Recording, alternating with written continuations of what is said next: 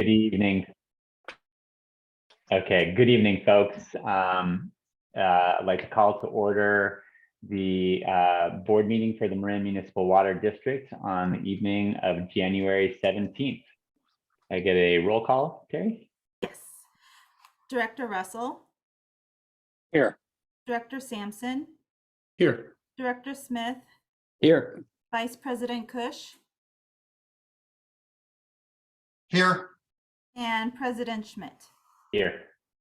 Okay, can I get a motion to adopt the agenda? So moved. Second. Are there any public comments only on items on the closed session? There are none. Okay, then with that, we will be convening to a closed session. And Terry, I guess you can end the recording. We have to adopt the agenda. Slow down, Oh. slow down. Nope. You made the motion, but we didn't vote. Oh, my bad. Sorry. Yes. Then roll call on the vote for the agenda. Yes. Director Russell, Aye. Director Sampson, Aye. Director Smith, Aye. Vice President Cush, Aye. and President Schmidt. Aye. Okay. Now we will be adjourning to a closed session. And we do, President Schmidt, we do have a separate link for that. So everybody should have access to that in their inbox, and then we'll come back yes. to our public Zoom link. Okay, good evening, folks. We're reconvening our board meeting for the Marin Municipal Water District on the evening of January 17th. Coming out of closed session, we have no reportable actions. Do we have any comments, public comments on items not on the agenda? You need to state the time that we exited the closed session. We exited the closed session at 7:25, and we are actually going to reconvene into closed session at the end of this meeting. So we will be continuing after that. Okay, and with that, do we have any comments on items not on the agenda? We do, and I'd like to remind the public that they have 3 minutes to leave a comment. And as I say that, I'm going to get our timer ready. And the first speaker we have is Mr. Phil Sauter. Go ahead, Mr. Phil Sauter. Thank you. Over the coming weeks and months, the district will be making some important decisions on water supply and on water rates. These decisions will impact all of the district's 200,000 customers and 60,000 hookups.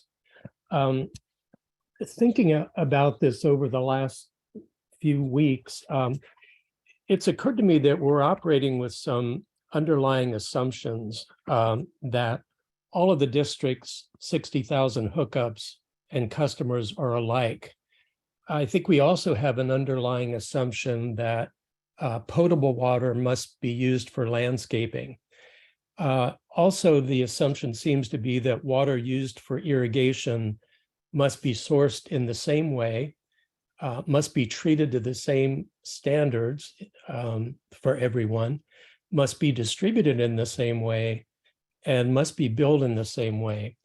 And I've really been scratching my head and wondering if those assumptions need to be examined before we go too much farther in the water supply assessment and in the rate increase planning. I've believed for quite some time that we need more information on our customers. I really don't think all 60,000 customers are alike.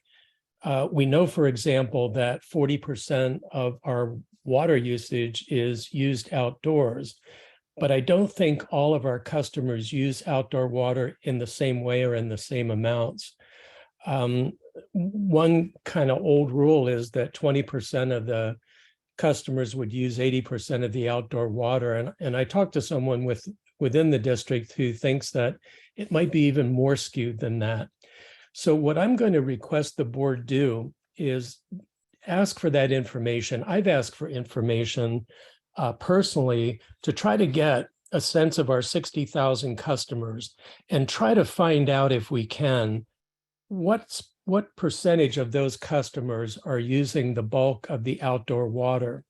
And would it make sense as we look at water supply to look at supplying those customers in a different way, perhaps through a distribution system, perhaps with water treated to a different standard, perhaps at a different price?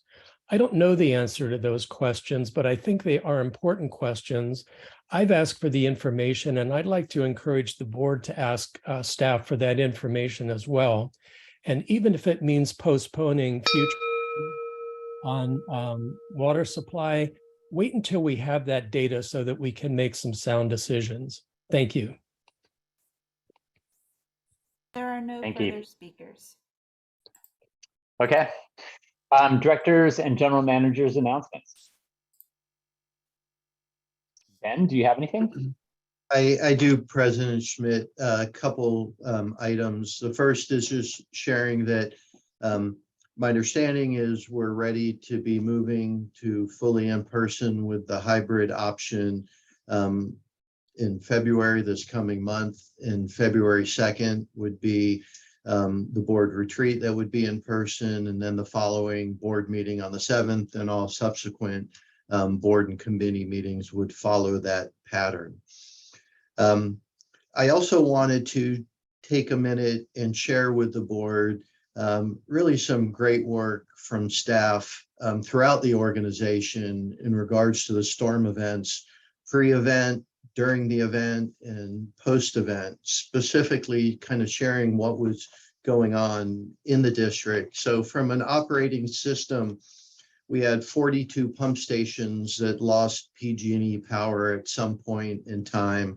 15 of those required mobilizing portable generators to power the facility. All 3 treatment plants were off, ranging from San Geronimo for a total of 51 hours from 3 different outage occasions to Bontempi for 2 hours. They all ran on backup generators, and it confirms a good decision of the district to install the big backup generator at San Geronimo because it was very utilized. We had a road that washed out in Woodacre that caused a main break, numerous communication issues with our SCADA that you may know is really our eyes and ears in the field, ranging from field sensors that got flooded or broken to our AT&T and T1 lines that bring the signal to us. So, right, when that occurs, you're blind to what's going on and you have to get out in the field. On top of all this, we had 2 large water main breaks during the storm events, a very large one in San Rafael, where staff worked through the night into the next day, and the other one was in Kentfield with staff working into the evening. And, you know, we can all imagine what those conditions were like. And I was dry and warm during that time. So I so appreciate the work. We had 3 larger items. Castagna Pump Station got flooded. We'll be putting in a new sump pump system and some drainage improvements for about $50,000. We had a slide that doesn't pose an immediate risk. On Warm Springs Fire Road, there's an 18-inch raw water pipeline that's key. It's going to require a retaining wall, approximately $400,000. And we had some damage. I'm not sure of the cost implications of a roof on one of our Ranger residences. I believe it's unoccupied. Sean could correct me if I'm wrong on that. Collectively on these, we're working with the county to request and encourage FEMA to bring Marin County into the emergency declaration. It's not overly hopeful in terms of the relative from what I'm hearing, but we're working with the county on that. In the watershed, as you can imagine, there were numerous culverts that got plugged up, and really a lot of proactive monitoring to clear that debris so we didn't have more slides. And we had a good number, numerous trees impacting roads and trails and access, and all kinds of work to address those. Bolinas Fairfax Road is closed. There's a large down tree in one area and road slope failure in another. So that's outstanding, and a whole number of small slides. And in fact, as very shortly, there was another slide that was identified by Marin County Open Space that we'll be investigating tomorrow. We're focused on it. We need to understand it. It's the intersection of Old Railroad Grade Road and Gunsight Fire Road on White's Hill. Anyway, we have a 27-inch welded steel transmission line, which is our main line coming from San Geronimo, very key line. So we'll be out there first thing in the morning assessing that, potentially having to do an emergency repair, which would be under my authorization that I'd bring at the next board meeting. So those actually is not the full list. The full list was much longer, but throughout the organization, great work, and thanks to staff. Yeah. Well, needless kudos to say, staff. yeah. That's a great thing. And I'm so glad to hear that the generator at San Geronimo got well used. It was the biggest vulnerability, I thought, when I joined the board in 2004, was the lack of standby generators. And that's been fixed now. And it's a beauty, without a doubt. Mhm. Work. Yeah, great work. Okay, director's announcements. Larry? Yes. The District Operations Committee was held on Friday, January 13th. The committee reviewed and referred staff's proposed second amendment to the agreement with the Redesign Group for continued on-call IT support services of the district's network and phone systems. The item is scheduled to go to the full board for approval in February. Staff presented a draft update to the district's water shortage contingency plan.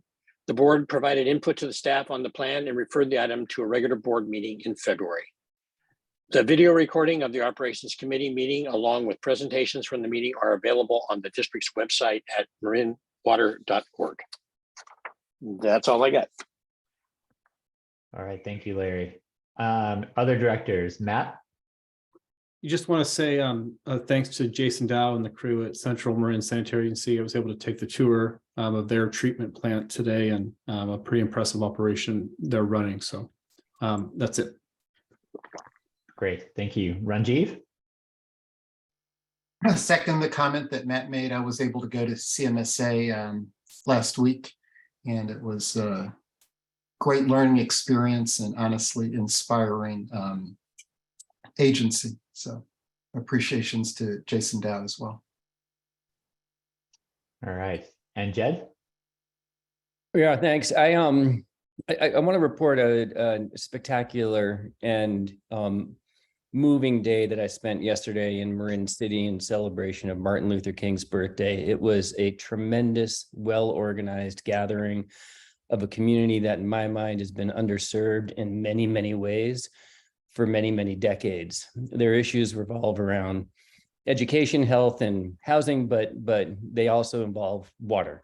And we've discussed water ways that we are hoping to invest, but some of it is, under our responsibility, but a lot of it is well beyond. So this is a terrific group of dedicated people, and it was a great showing from Jared Huffman and Damon Connolly, our new assembly person, Stephanie Moulton Peters. There were a lot of thoughtful people there, but the community himself, that was the inspiration. And I look forward to seeing how we can further help support the awesome people in Marin City.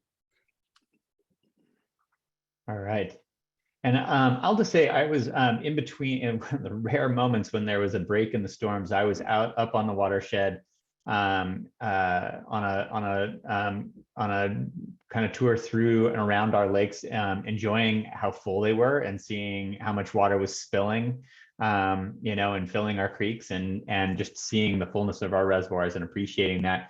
At the same time, there were crews out clearing fire fuels.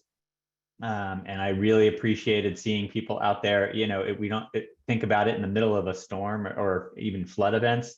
We're not thinking about fire, we're thinking about floods, but both of them are part of the nature of our watershed.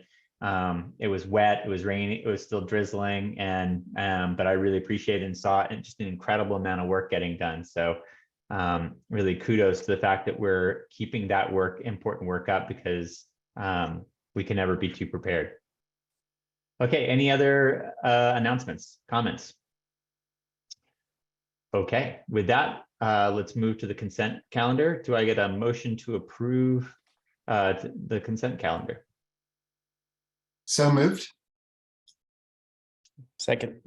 Okay, any public comments? There are none. Okay, can I get a roll call vote? Director Russell, Aye. Director Sampson, Aye. Director Smith, Aye. Vice President Kush, Aye. and President Schmidt. Aye. Okay, with that, we're going to move to item 9, which is the 2023 Marin Water Board Director Committee assignments. And I think this is my item. So It off for you if you'd like. to- yes, please, please lead us up. Sure. Just to give some background for our public attendees for their benefit. Per the board handbook each year, the board president, with the advice and consent of our board members, does appoint directors to internal standing committees and also to regional committees and boards so that they may represent the district. And so 2 board members are appointed to each committee for this process, and President Schmidt will be discussing his proposed appointments for board consideration tonight. And there you go. All right, thank you, Adrian. That's really great. I mean, you know, per our handbook, I reached out to each of the board members to talk about and hear their thoughts and interests. And I'll explain my proposed approach, and then I can quickly read through the proposal that I've put forward. It's in our agenda. So, but you know, fundamentally, I look at our committees and our regional appointments from a perspective of these are the important facets of what it takes to run our district. It's very complex and there's a lot of moving parts. And we have incredibly skilled and knowledgeable board members. I think honestly, when it comes down to it, each of our board members are experts in fields and facets of what it takes to run our water district. And so taking a look at skills and backgrounds and interests is one of the things that I took into consideration. But another consideration that I have is the fact that each board member is elected to represent a division within the district, and therefore to represent the thoughts, interests, and concerns of their division, which vary across our district. We have a very diverse population. We have very different communities, and I think water use needs and fire needs and other aspects of which we manage. And in keeping also with the fact that, you know, the way our board, even the president position and the vice president position, it rotates. And it's not just based on who has the most knowledge or experience, because in which case it would always just be the longest standing member of the board.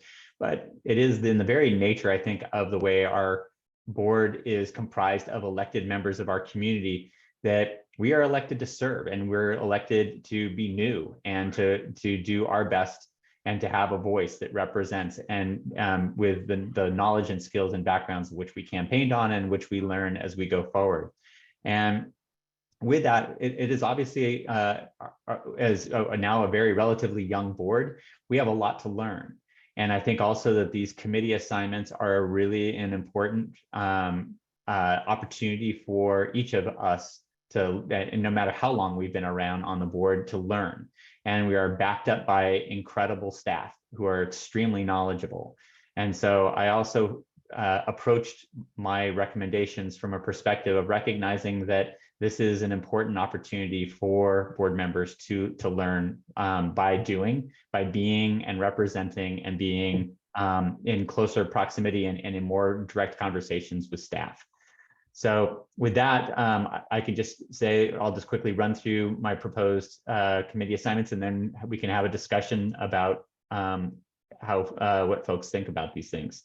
So for district operations, the chair I propose would be Larry Russell, and the vice chair would be Ranjiv Kush. For watershed, the chair would be Matt Sampson, the vice chair would be myself.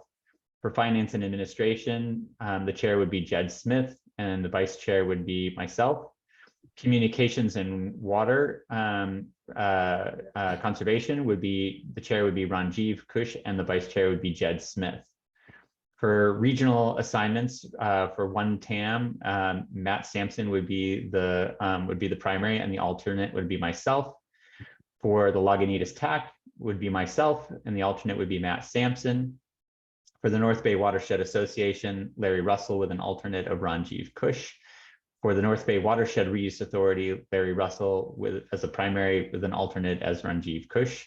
For the Sonoma County Water Agency and Water Advisory Committee, Jed Smith would be the primary, the alternate would be myself. And for the Tomales Bay Watershed Council, I would be the primary and Matt Sampson would be the alternate. And with that, so open it up to board discussion. As I have expressed to you, Monty, I disagree with the Sonoma County Water Agency. I have been the alternate for over 15 years. And I think from a continuity standpoint and for the best interest of the district, it only makes sense to make me the representative with Jed Smith as the alternate. Because, you know, I've worked hard on the relationships there and I have them. They're all established. Neither you nor Jed have ever attended a WAC meeting. I've attended 50 of them. So I just can't follow the logic of the assignments as they currently are. I think it's too important to just distribute it because it's someone's time. We need the continuity. I appreciate that, Larry, and I gave some thought to that, and in part the two other assignments of which you are the primary for the North Bay Watershed Association and the North Bay Water Reuse Authority as being the lead. So of the two of the three partnerships that we have with North Bay and Northern Water Districts, you would be the primary person. I would be willing to, in order to have your continued involvement and swap myself out and take myself out as the alternate, if that would be amenable to you. But I do think that providing the opportunity for other board members to also be engaged, given that it's a non-voting regional assignment, and so attendance, I think frankly as the primary or the alternate doesn't really materially change the nature of the engagement. I would maybe I'd be willing to offer that and make that as a proposal to continue your ongoing involvement.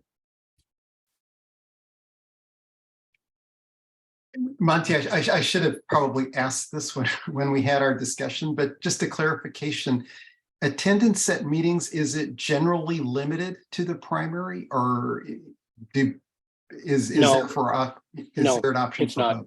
Okay. No.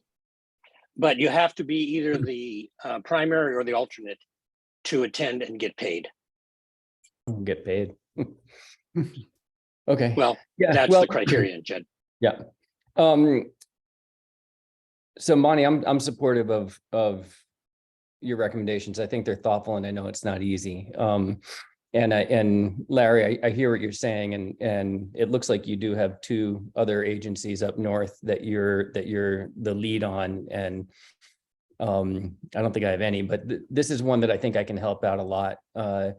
I have years of experience in working with complex negotiations and large organizations trying to work together, and I think we have a lot of work to do here. I would love your support. I frankly would love Jack Gibson's thoughts and support, and I've already talked with him about leveraging his tremendous experience and others on the staff who've been doing this for a long time. So I just would hope to usher this along. I think if you would be supportive of this, and being the alternate, that would be awesome. But I think your support and having board continuity is really important, but really I'll leave that to you and Monty to figure out how you want to handle that.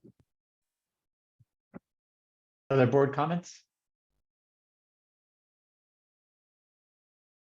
Okay, President Schmidt, I was just going to say that appreciate the time and effort you put into this process. It did look like it took a considerable amount of time, and I look forward to getting to work in these committees. And just remember, guys, it is a commitment. You need to appear in person for the meetings. So it is not something to be taken lightly. It is not something that you can just brush off and say, I'm too busy to do it. It is a commitment to be there. So keep that in mind. okay. If there, so Larry, would you like to be the alternate for the Sonoma WAC, or would you like it to stand with me as being the alternate? No, I'll take it, but like I say, I think it's an error in judgment because I've been there for 15 years. I'm happy to continue that relationship, but I don't follow the logic. Okay. Well, with that, I think we need a motion if that's where we're at to approve, if there is one. I'll make the motion. I'll second. Okay, Terry, can we get a roll call vote? Let me see if there's public comment. Oh, sorry. Yes, please. No Thank you. worries.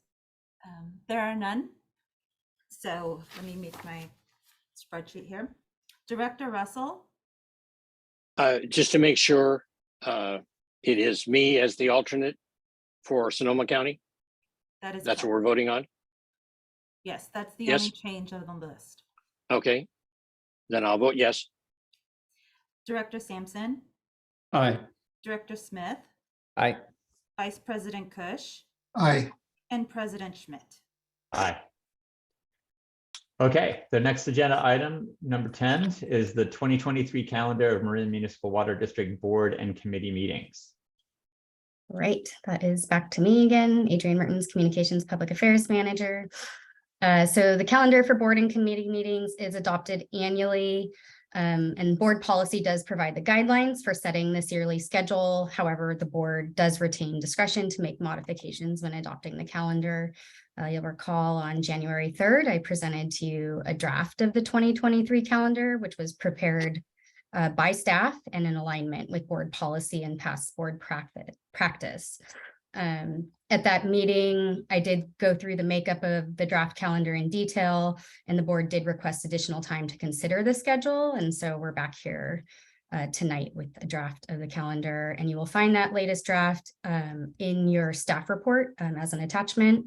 The only significant change in this draft from the 2022 meeting calendar is that the regular board meeting start time has been updated to 6:30 p.m. and that was based on input of board members at the previous meeting. So tonight we're asking the board to discuss and consider adoption of the draft 2023 calendar, providing any final direction to staff on any changes you'd like to see. And those changes would be incorporated into the final calendar if it's approved this evening. And so at this time, I can also take any questions and open for discussion. Thank you, Adrienne. Are there any board comments? The President only Schmidt, I have change a question. recommended was the February board meeting change that I made in the last board meeting. I can make it again if you'd like. I don't know if you need a motion to change it. I think if you have a proposed change, I think this would be the time to make that. Got it. So I think we have 6 meetings in February. One of them is on February 21st, and I recommended that we move that up a week.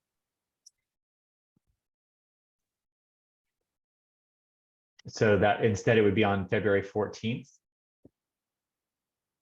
Is that what you're proposing? Unless there's an overlap, which I don't think there is. Correct. We show a special meeting on the 14th. Yeah, we have that Yeah. reserved for rate setting or strategic water supply assessment.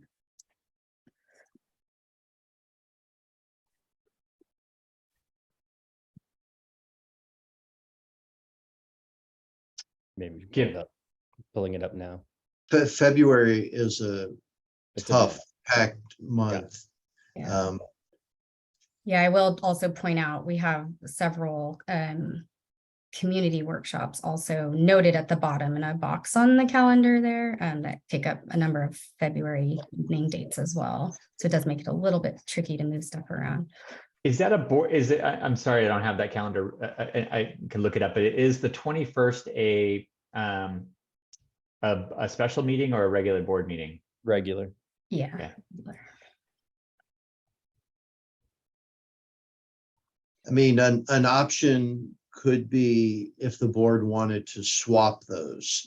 If you felt, you know, if the board would agree, you know, there's certainly discretion of the board and make the board meeting available with, you know, your potential conflict, and we'd keep the 21st for a special board meeting. I mean, if I'm the only one with a conflict, then and Matt and Ranjiv, and Matt, you don't. I know you all have kids, so the whole point there is that that's a vacation week, and we got like 6 meetings that month. So my suggestion was we either move it, or I guess maybe if we're virtual, we can continue virtual at that time. But and if you guys don't have an issue with that date, then I'll figure out how to make it work. I mean, Jed, I had an issue too with it. I could do it virtually. I know we had talked about that. I don't want to open, go down that can yet, but I would prefer it be changed as well. Yeah, it's obviously not the most convenient for anyone with kids in school.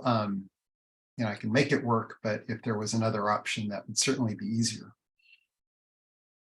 So I'd say the option of flipping those, and you know, we would hope, I mean, I do expect that we'll need, I can't predict, but I expect we would need that slot for the special board meeting, and maybe, you know, we'd be able to tie you guys in remotely if that would work on your schedule.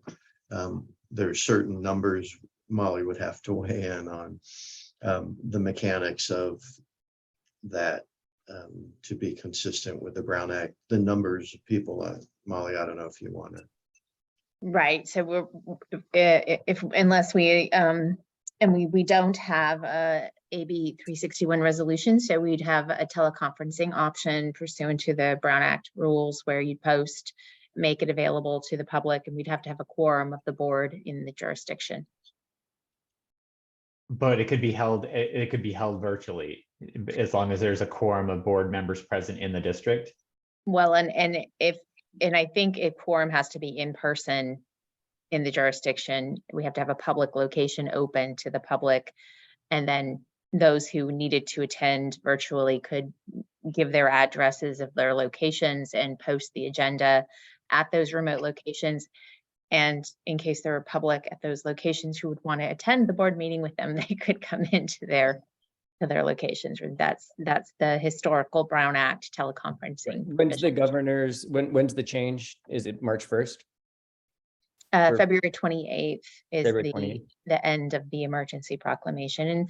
And we, you know, would have to bring a health-based, resolution back to the board to, or, you know, have that be the meeting where we're making health-based decision under AB 361. So it's not just, you know, we can't do it for conveniences. We would have to decide that, you know, So should we just start when the regulation changes? Start February 27th on? Well, we can bring a resolution to the next board meeting if that's an interest, to continue virtual meetings for, you know, under the emergency requirements or concerns, basically. Molly, if Sure. we did that, Let's do that. well, Yeah, that's, yeah. I just one question. If we did that, could we, for the board retreat, still hold it in person? Yes, we could. I mean, assuming that we had, you know, health, you know, Right. space and everything in place. We did that actually last year. We were virtual, and we did make a decision that we would have an in-person retreat. So we could accommodate that as well. Are there any board thoughts or comments about that? So that is the proposal, I guess, then is to continue with virtual meetings through February, through the, So what I would suggest, President Schmidt, is that we didn't have a virtual resolution for virtual board meetings, AB 361 resolution on the agenda tonight, but we can, I can certainly take that direction and concern from the board and bring that back to the next meeting. And that would be February 7th would be the next regular board meeting. So we would, then we would have our retreat, I believe, February 2nd. We're planning on, I think, on doing that in person in any event, but the February 7th date, we would be able to adopt a resolution for to continue virtual or to allow virtual to continue as long as the governor's proclamation is still in place. Sounds good. I'm good with that. Okay. Matt, Ranjiv, you guys, does that work? Okay, That's not a vote, so that's good. okay. Okay, so I think that the only other piece of the calendar that I would like to mention is I know that at our last meeting, I had brought up the notion of changing the time and dates, or being open to consideration of the change of the time and dates. And we currently do not have a calendar that reflects any changes. So I just want to loop back on that conversation that in conversations that did happen with and taking input from staff and from other folks, that, I mean, the intention isn't to change things just to change it. It's the intention is, would changing the time be better for staff and be better for public engagement? And rather than try to address that at this point in time, I think that I would leave that up to the committees. If they feel strongly that there's a need or desire to change the time or date, that could be something that gets worked out in the committee. So other than that, I think we are at a point where, do we have any public comments? Monty, can I make or President Schmidt, excuse me, can I just comment real quickly? We do only have 3 watershed committee meetings on the schedule. And I think with the rec plan and some other things going on, I'd like to see that 4th one added back in. I know there's a conflict with the December holiday, but if we could be open to potentially finding one in an earlier month, I think that would be good to talk about for that. And then the other item we didn't dive too far into this evening was the continuation of messaging or posting these committees as board meetings additionally. And I was wondering if the decision tonight to adopt it this way, would that lock us in for another year of that same practice, or would we be able to change midstream at some point throughout the year if we thought it was more efficient for the district? Staff's current direction from the board, which was a couple of years ago formally, was to dual notice committee meetings as special board meetings or full participation by board members, but we could take that a different direction anytime. So no, I don't think adoption of this calendar would lock the board into that decision if there was an interest by the board in changing direction.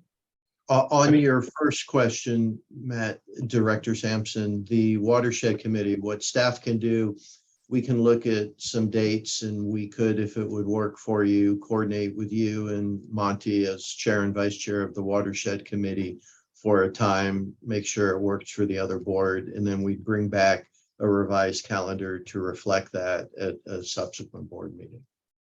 Thank you. Thanks, Molly. That was all I had. Thanks. Yeah, Matt, I'm supportive of looking at that, and possibly even each committee looking at how they want to go about it. I think we should be open to review how we're practicing that for each of these committees.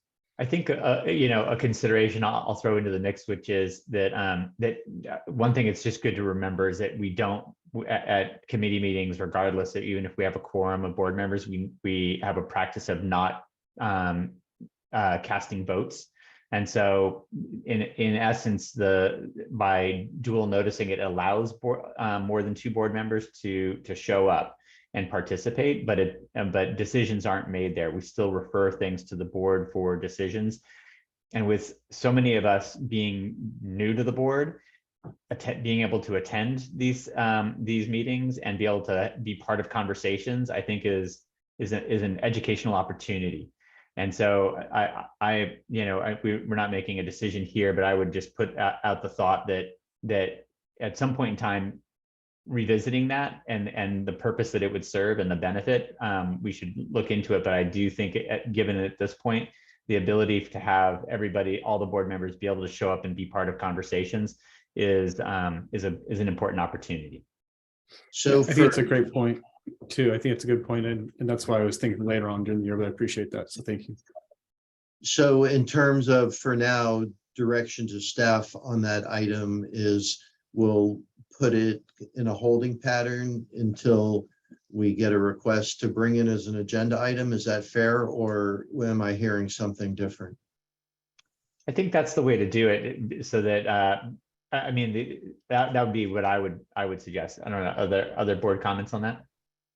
You know, support that. I'd be open for the committees to discuss it. I think there's a balancing act here. On the one hand, the public does want to participate and definitely is engaged in these committee meetings. On the other hand, it is an enormous amount of work for the staff to basically be preparing for once or twice a week board meetings, right? It puts a lot of burden and a lot of work where it's possible they could be a lot more productive rather than just reporting.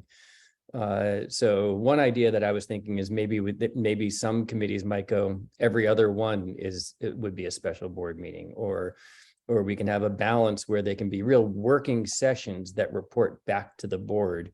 I would suggest that we open it up for a conversation. Maybe it's part of the offsite, or maybe each committee would do it on their own, but what I would not like to do, Ben, is shelve it and not talk about it further. So I do think that we should agendize this in some way, either as a board or in the committees or during the offsite. Yeah. What if we did this? Allow time for the committees to discuss it, but bring it back, because there may be issues doing hybrids and different for different committees. So it seems like a good broad board discussion as we finalize the approach. So probably plan sometime in March or something to bring it back. Sounds Yeah, good. and I'm sensitive to the fact of any additional work that it causes upon staff to manage a different committee meeting if there is a quorum of the board. So if that's one of the concerns, just figuring out how, is there a way of even in this interim period, is there a way to reduce any undue burden? Thank you. Okay, so a motion to approve? So moved. I'll second. Public comment? Yes, we have two so far, Miss Mimi Willard and then Mr. Larry Menikes. Go ahead, Miss Willard. So I want to compliment the members of the board for this healthy discussion about these dual notice meetings. I thought there were some good comments on both sides of the consideration, from Director Schmidt suggesting that this is an important educational opportunity, and Director Smith talking about the demands on the staff time, and also I think it's really important to be thinking about just the mechanics of this with the constraints that you have with complying with AB 361 and AB 2449, that if you have a larger set of board members who want to attend but then are attending remotely, then that's going to cause a lot of gyrations and some possible issues down the road as far as how many other meetings those individual board meeting members can participate in remotely. So I think it's kind of messy. I would love to see some cleaner approach to this unfold later in the year. I also think it should be considered whether those folks who are not officially on the committee should be paid for attending the committee. I realize it's not a huge amount of money relative to the enormous amount of time you spend on all kinds of meetings during the year. But if they're committee meetings, then I'm not not sure that it's appropriate for people who aren't on the committee to be paid to be there. That's all I have to say about this topic. Thank you, Ms. Willard. Mr. Larry Minikes, please.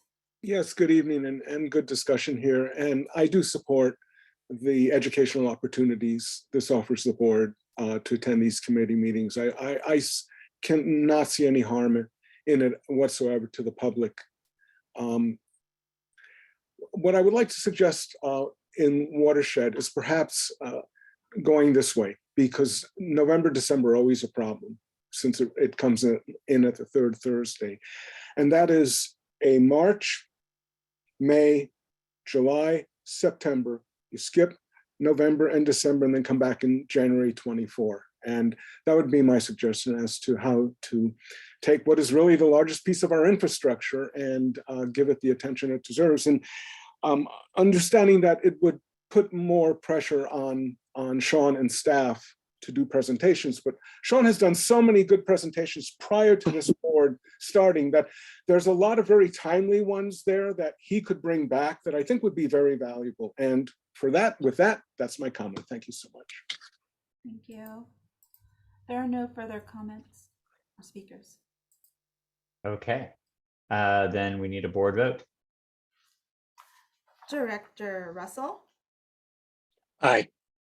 Director Sampson, Aye. Director Smith, Aye. Vice President Cush, Aye. and President Schmidt. Aye. Thank you. Okay, that brings us to item 11, which is grant and legislative program update. Yeah, good evening, directors. I'm Sean Horn, Watershed Resources Manager, and I'm joined with Matt Segas, our grants and legislative program coordinator, who's prepared a presentation, is going to take this item. So I'll hand it over to Matt. Good evening, board members. This is Matt Segas, the grant and legislative coordinator for the district. If you pardon me for a second, I'm going to share my screen.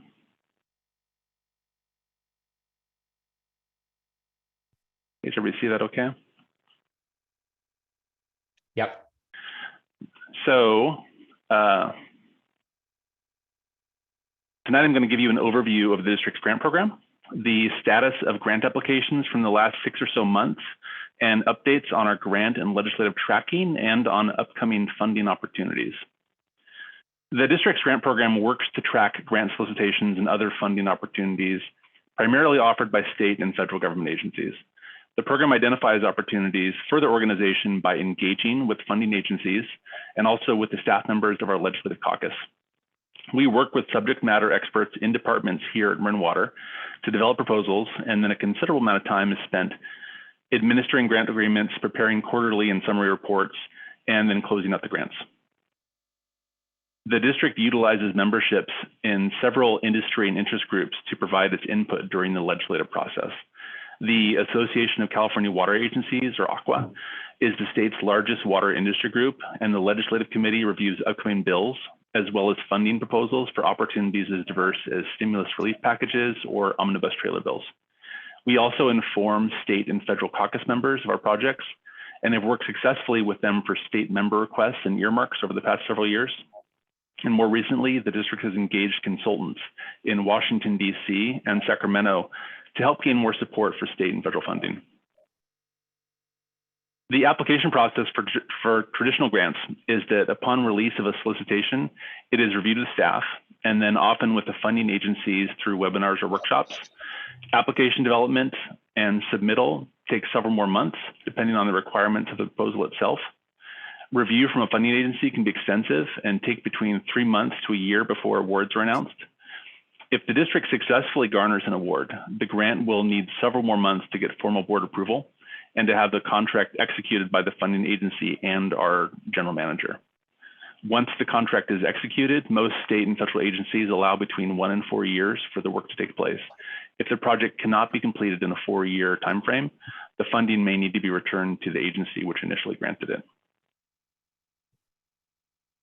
So this slide shows grant awards at Marin Water between 2010 and 2023. The timeframe between 2010 and 2016 reflects, for the most part, a series of watershed-focused grants, particularly grants to support work in Lagunitas Creek. Additionally, the district received a series of grants through IRWIM in 2015 and 2016. Integrated Regional Water Management, or IRWIM, was a state-driven program, which is most likely going to sunset after its current 5th round. The first 4 rounds were developed between 2010 and 2014 and resulted in the district receiving roughly $4 million in grants to support AMI pilots, conservation rebates for customers, and a large culvert replacement on Jewel Creek in West Marin. Around mid-2019, the district focus shifted to pursuing new grants for a multitude of projects. In 2020, those applications began to return dividends. Since 2020, the district has received nearly $23 million in funding from grants and state and federal allocations, some of which I'm going to detail in subsequent slides. When you add in loans, which are shown in gray, and pending grant applications, which are shown in yellow, you can see that the district has awaiting decisions on funding to support projects. And now I'm going to show you a chart of the more recent grants we've submitted. So this slide shows grant awards and applications dating back to the summer of 2022. The Lagunitas Creek Restoration Project is the first ever grant awarded to the district from the U.S. Bureau of Reclamation's Water Smart program. The San Geronimo Emergency Generator Project was the second consecutive $1 million award granted from the Office of Assemblyman Mark Levine, who provided for the district in 2021, and 2022 through state budget bill member requests. More recently, the district was recommended for funding through the 5th round of IRWIM for a project to replace aging water mains and laterals in Marin City and Santa Fe's Canal District. The $6.4 million award is one of the largest ever secured by the district, and there will be some more detail on this in several slides. The EMIG Trust, which is a private grant, awarded the district $17,000 in December to help build a trail bridge on the Azalea Hill project. And most recently, the district received a $374,000 grant to fund forestry work on the watershed with the Conservation Corps North Bay. In addition to these awards, the district has decisions pending on the FEMA hazard mitigation funding for Pine Mountain Tunnel, a nearly $5 million grant application for AMI funding with the U.S. Bureau of Rec, and staff just submitted a grant application to DWR for $53 million for local water supply storage projects. For recent applications, the $22 million application for funding for Pine Mountain Tunnel comes on the heels of the completion of the district's first local hazard mitigation plan.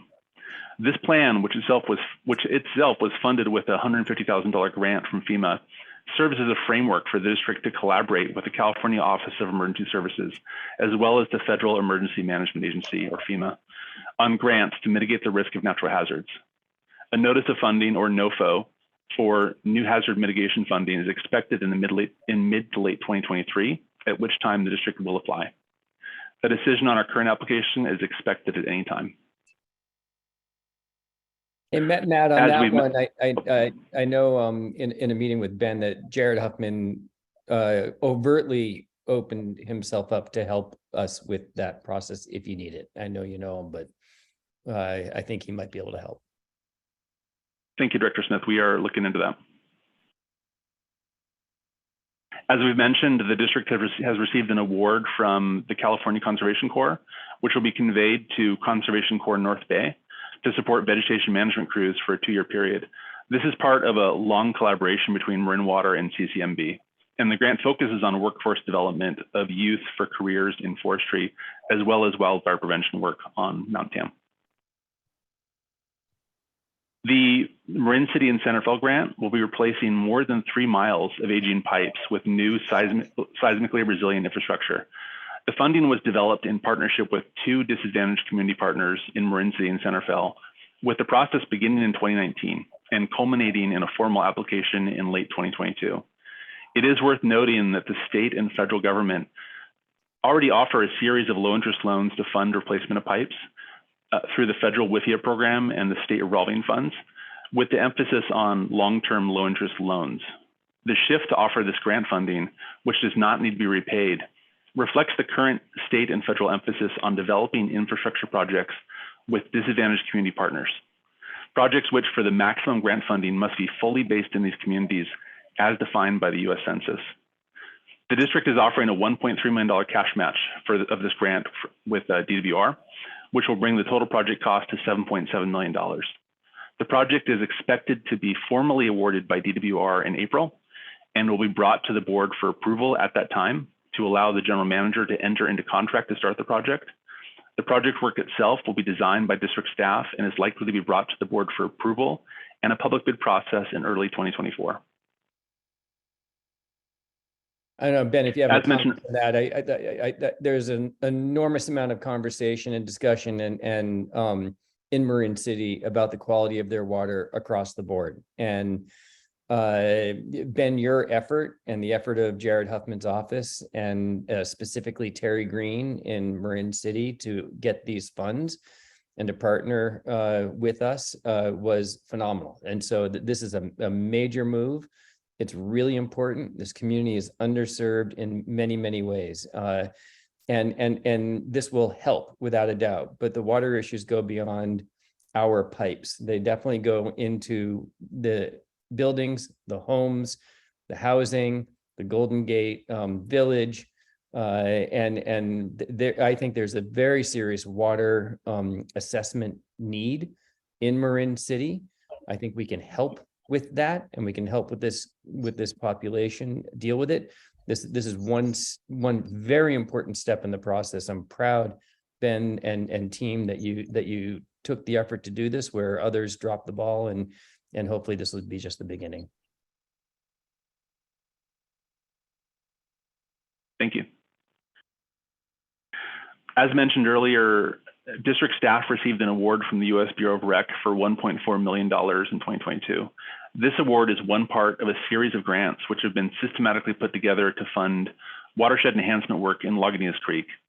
The California Department of Fish and Wildlife provided key funding for design of 13 sites through 2 grants, and staff have sought funding to begin to implement the designs from federal grants as well as DWR, Riverine, and multi-benefit grant programs.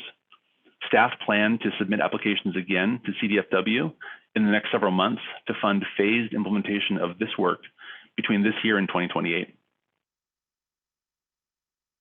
At the federal level, we continue to track appropriations from the Drinking Water and Wastewater Infrastructure Act of 2021. That act provided $55 billion for state revolving funds, as well as for WaterSmart and WIFIA. In late 2020, the district received an offer through the US EPA's WIFIA program for a $10.8 million loan to support the Pine Mountain Tunnel or Smith Settle Tank projects. The district has placed a deposit on this loan, but does not plan to formally close on it until hearing the result of an application for FEMA funding. Building off a successful application to WaterSmart in 2022, staff are looking to this federal program for more opportunities in 2023. One promising project is the Small Water Storage Program, which was launched in 2022 and then edited several weeks ago to allow for projects larger than 200 acre feet, but less than 30,000 acre feet. This program has been flagged by our consultants in Washington as a target for a marine water project, but requires to complete the feasibility study to be eligible. One key legislative achievement of the district was to obtain a funding authorization in 2022 for $28 million through WRDA, or the Water Resources Development Act. This authorization is not a grant or otherwise funding per se. It gives the district the ability to pursue a project with the U.S. Army or the U.S. Army Corps of Engineers for water supply solutions. It is a long process with the Corps to move from authorization to actual funding appropriation, and requires additional approvals from Congress during that process. This authorization, however, is an important first step in working with the Corps to fund a water supply project. And this really did come from our relationship and support we so benefit from our congressional representative, Jared Huffman. So. And all the more, I mean, he's like, get going, guys, figure out your water supply needs, get the studies moving, and let's secure the funding, because it will be a process. So this is the one where I think we need to get moving on it. Are there any limitations on how this water, it looks like it's for infrastructure, but are there any specific areas that it has to target? Yeah, so we were able to get this somewhat vague language in, but it is an earmark for us. Not an earmark, but, you know, dedicated for Marin water. And our expectation is Director Smith noted, we get to the decision on the direction we're going and the project starts to take shape. And then we move forward with the many, many steps of working with the Corps and ultimately appropriations and all that. It's a long process, but this is the key first step that we have, but a long road ahead. Yeah, so we'll as we get clarity, we'll be refining this and working with the Corps, potentially, going to DC when the time's right to do that and the like, really working this. And Ben, it sounds like we would have the flexibility to work with the Corps to potentially address some of the strategic, supplemental supply options that come to the top. Absolutely, Director Cush, and that is the intent and design of this, to start the big investments for supplemental supply, vague at this point because we don't know exactly where we're going to land.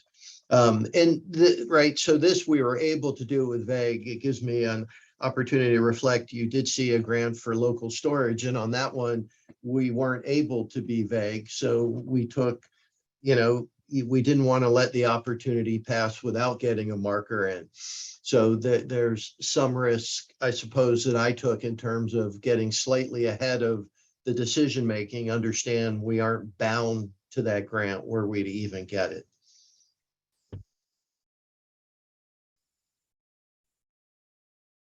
So there are other streams of funding that we track at the state and federal levels, including low interest loans and direct spending requests with our legislators.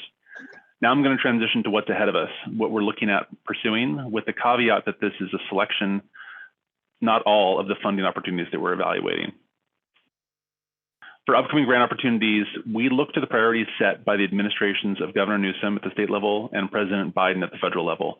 A focus of the Newsom administration has been to fund water supply projects, with a focus on interties, regional resilience, and emergency drought response. Desalination funding is a priority at both the state and federal levels. While the state has been focused more on project design and implementation, the federal government is funding feasibility studies. District staff expect to consider an application for up to 50% funding of a feasibility study with the U.S. Bureau of Rec in late February of this year. The focus of the California Department of Fish and Wildlife is protection of fisheries, as well as the impacts of climate change. District staff will be applying for additional funding for Lagunitas Creek in early 2023. There are more of the grant opportunities that we're targeting for the next phase of Lagunitas Creek. The Fisheries Restoration Grant Program, or FRGP, is currently open, and we are in conversation with that agency about upcoming funding and our Lagunitas Creek project. The State Coastal Conservancy offers funding to protect working landscapes, restore fish and wildlife habitat, and provide recreational experiences. Staff expect to submit for watershed recreation projects later this year. The Wildlife Conservation Board also offers funding, which is a good fit for Lagunitas Creek restoration efforts. The district has applied in the past to the Land and Water Conservation Fund, which has a match requirement of 50%. Staff anticipate looking to this funding for Azalea Hill or Watershed Recreation Management Plan outcomes in 2023. For wildfire, CAL FIRE has offered hundreds of millions of dollars in incentive funding for work which restores forests and protects adjacent communities. We did get funding from this program in 2021, but were denied funding from them in 2022. We have hosted site visits with CAL FIRE to keep them appraised of our needs and to keep tabs on future funding opportunities, including this current opportunity, which has just opened and closes February 28th. Our decision to apply, though, will depend on ongoing conversations surrounding block grant opportunities with a consortium of fire agencies, which I'm going to detail in the next few slides. The State Coastal Conservancy, like CAL FIRE, awarded more than $1 million to Marin Water in 2021 for wildfire resilience work, but denied funding in 2022 as we approach a block grant process with the Conservancy and CAL FIRE. The district is working with CAL FIRE, the State Coastal Conservancy, and OneTAM on a new approach to disperse grant funding through block grants rather than have them administered directly by CAL FIRE or the Conservancy. This new effort keys on having a regional strategy for forest health and a regional partner for administering the block grant. In this case, the district is looking to One Dam, who is finishing their regional forest health strategy. The block grant would fund a string of projects over multiple years rather than one project tied to one grant. The amount of this block grant is yet to be determined, but will be explored in the spring of 2023. So in summary, we are successfully securing funding for water infrastructure, fisheries, recreation, and watershed projects. We're tracking new funding opportunities, but I'd note that they depend on healthy state and federal budgets, as well as the priorities of their respective agencies. To that end, we continue to work to build good relationships with those agencies so that we're well positioned when we need funding for new projects. Thank you. That's fantastic, folks. I really, truly, the range of grants and the size, honestly, are really great news for work that needs to get done in the district, and obviously alleviating costs for our customers. So really great work. Other board comments? Matt, you showed a big jump in grant-based funding in about 2019 or 2020. Was that driven by increased effort to pursue these opportunities? Was it just more funding available or a higher success rate in applications? Maybe all of the above? Matt, what if I start with and then you add your perspective? I wanted to share, one thing we did is change the process and decision-making on pursuing grants to an organizational priority. And the decision is not with the technical staff on pursuing it or not, and moving to where we are pursuing any and all grant opportunities, full stop, beyond the watershed in our system. And yes, it takes additional work, but the dividends pay off in the long run, to where if we were to decide not to pursue a grant, that's a decision at the general manager level. So that's one. And another, the last couple of years following the drought, there has been more money available. So Matt, what would you say?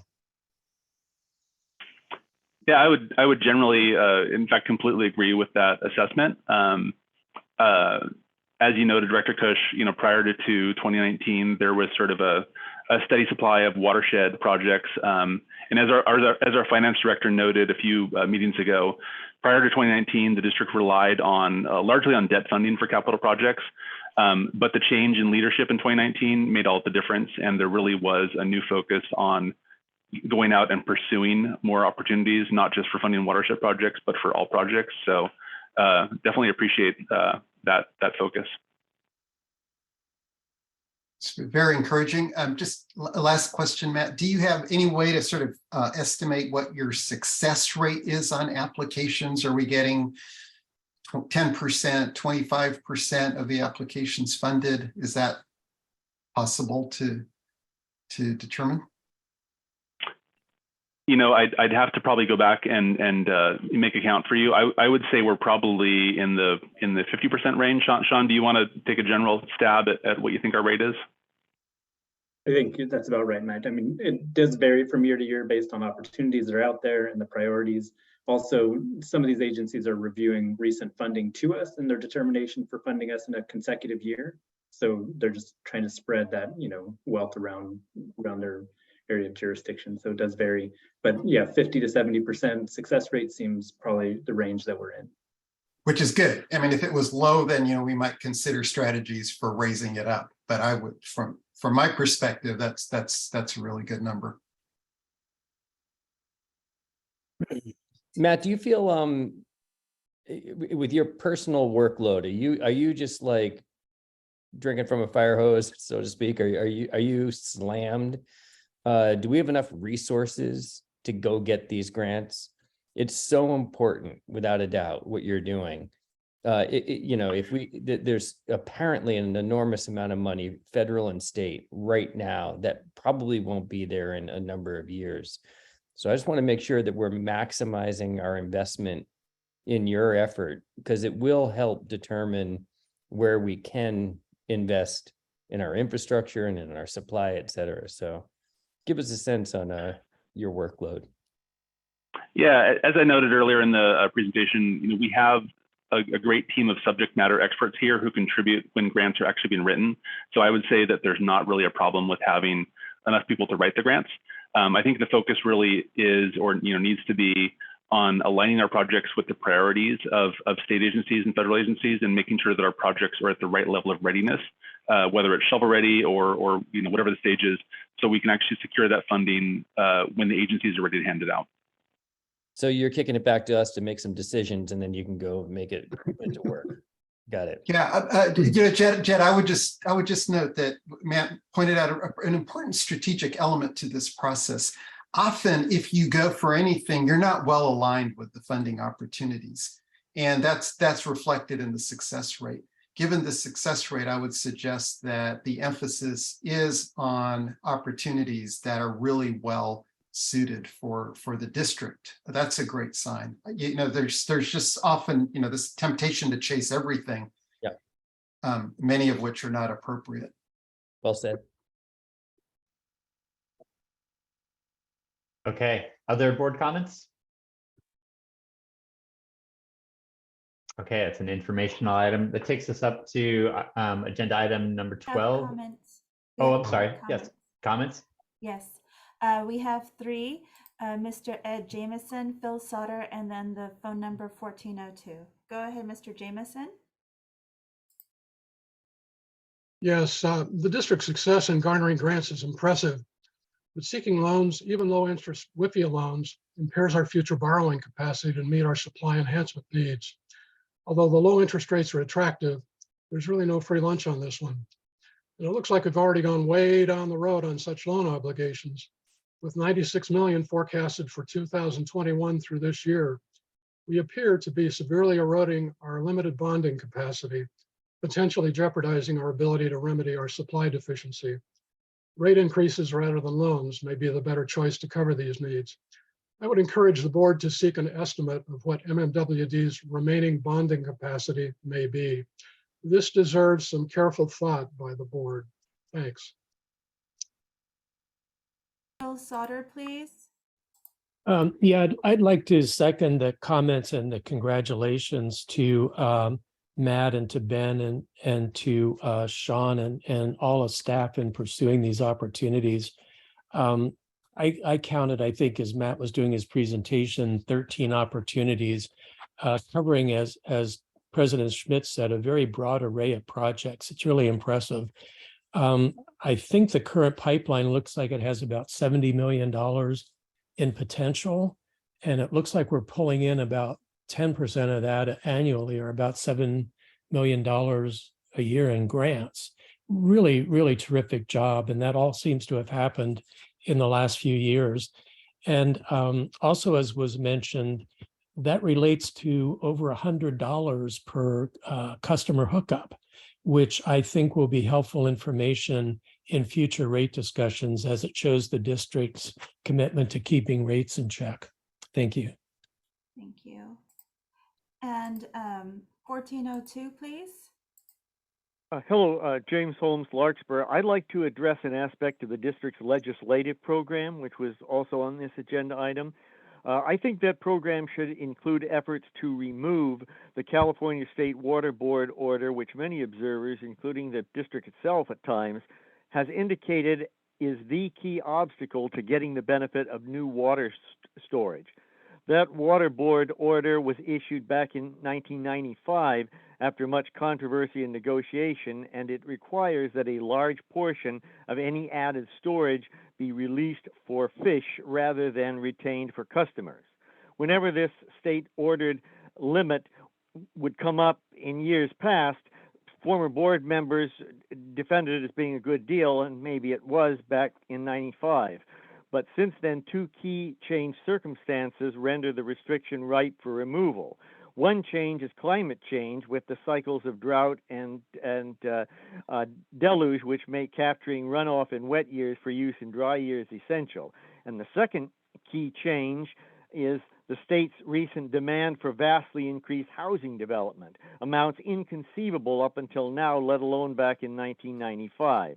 This new state demand should be our key to obtaining relief, because the state would be arbitrary and unreasonable to both demand vastly increased housing and at the same time continue denying us the most dependable way to provide water for the housing demanded.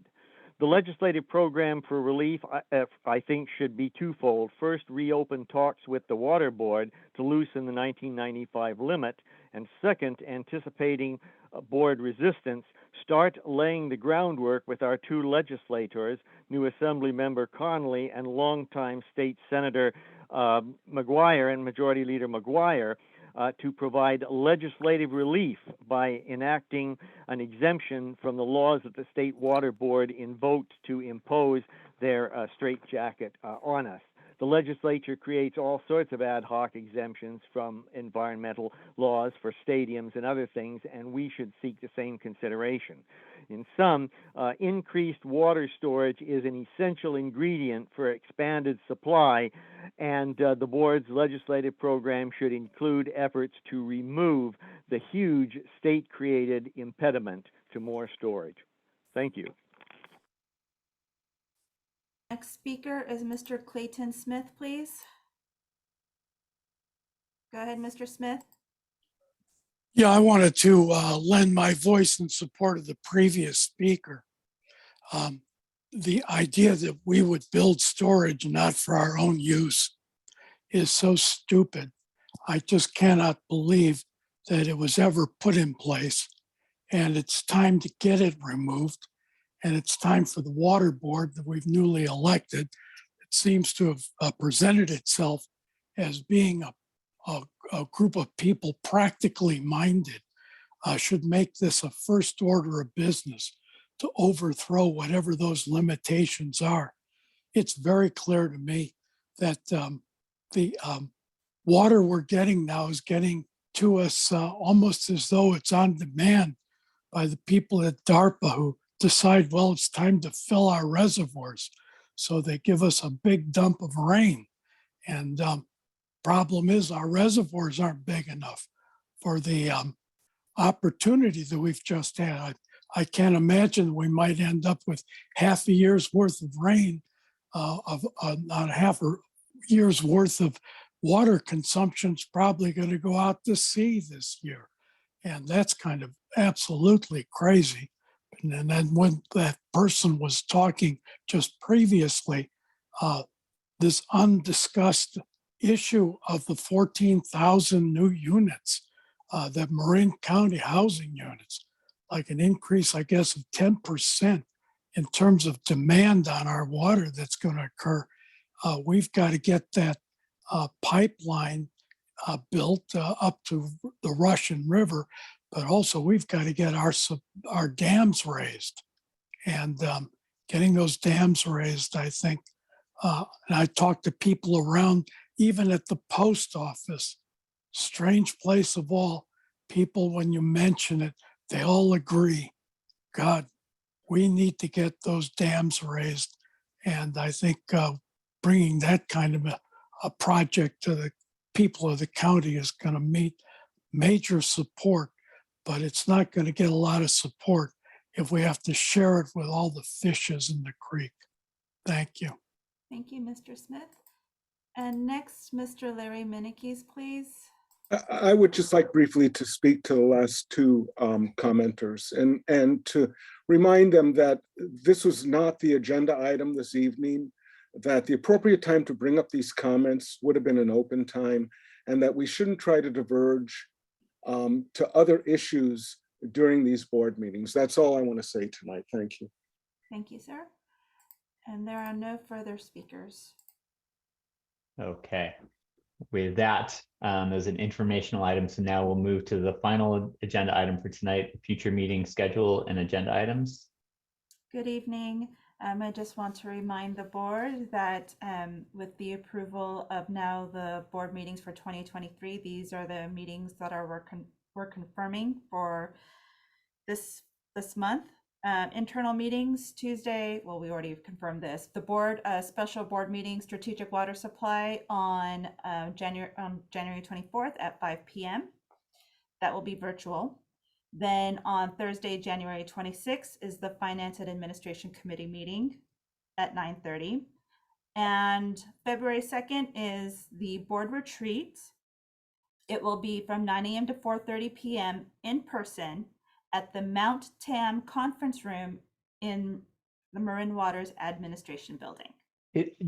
Can I quickly, Terry, is it on the 2nd or the 3rd? I'm sorry, February 2nd, the board retreat. Yes? Okay, thank you. And then next is the external meetings. So the regional meetings, the next one coming up, or the next regional meeting coming up, is the Lagunitas Creek TAC meeting, Friday, January 20th. It's a field trip to San Geronimo and Lagunitas Creeks, and that's from 10 a.m. to 1 p.m. Then the next regional committee meeting is on Monday, February 6th, which is the Sonoma WAC / Technical Advisory Committee, and that begins at 9 a.m. and that's an in-person meeting at the Santa Rosa facility. On just a comment on the board retreat, we subtly, I just wanted to call it out, shifted the end time from 3:30 to 4:30. Hopefully it's somewhere in between, but it just reflects there's a lot of information and discussion that we're really trying to accomplish at that. And the 9 o'clock start time, we really, our plan is 8:30, we'll have coffee and that kind of thing, and really try and hit it at 9. Not trying to be hard. The retreat's supposed to be a bit relaxed, but there's a lot of work going into it and a lot of good information and discussions to be held. Are there any board comments or questions? Okay. And I assume there's no public comments? There are none. Okay. With that, we will adjourn. We're going to be adjourning back to our special closed session. And so, Molly, are we staying on this line and asking people to leave this line? Or are we moving to our back? That's right, President Schmidt. We're asking folks to leave this Zoom currently. We're going to pause the recording. We will have a report out on the Zoom link if you want to keep your eyes open for when we come back on, and it'll be recorded, of course, but we're going to stay put. So everybody who's participating, Terry, you're making me the host. Yes. Good job, Monty. Thank you all. Thank you. I will go ahead and Good evening, pause the folks. Oh, yeah, recording. thank you very much. I'm gonna exit. Okay, Bye we're then. recording. All right. Hi, folks. Coming We're back. coming back from closed session at 10:27 p.m. on the 17th of January. We have no recordable actions. And meeting adjourned. Meeting adjourned. Have a Thank you. good evening, folks. Have a good night, everyone. Thanks.